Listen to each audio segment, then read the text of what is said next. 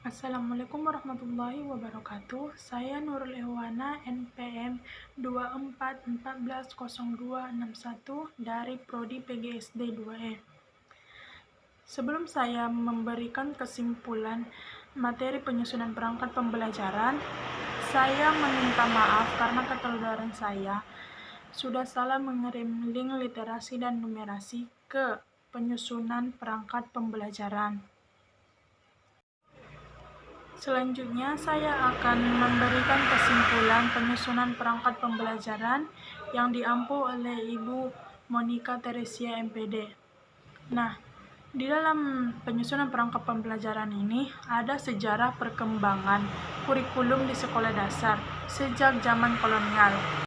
Kurikulum itu sendiri dapat diartikan secara luas, yaitu merupakan sejumlah mata pelajaran yang harus diselesaikan oleh siswa, serta rencana pembelajaran yang dibuat oleh guru dan sejumlah pembelajaran yang harus dilakukan oleh siswa.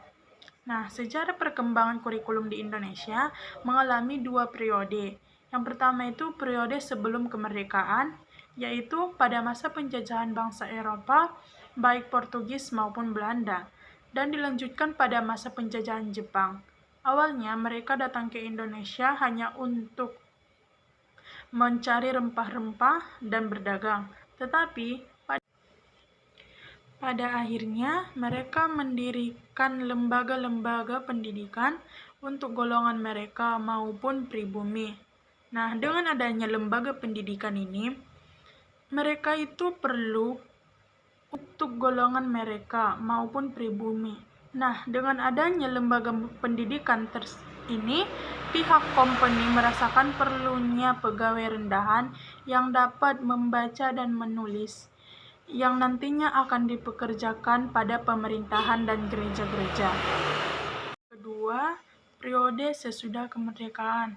Nah, kurikulum pendidikan di Indonesia sering berubah setiap adanya pergantian menteri pendidikan, sehingga mutu pendidikan Indonesia hingga kini belum memenuhi standar mutu yang jelas dan mantap.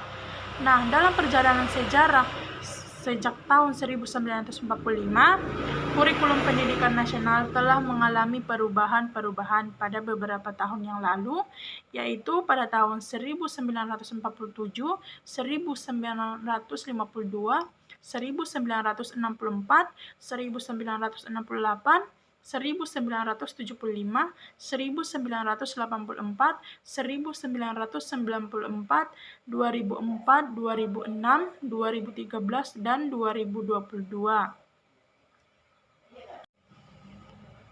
Untuk menghasilkan sebuah proses pendidikan yang unggul, maka setiap kurikulum harus ditata dan dikembangkan sesuai kebutuhan masyarakat.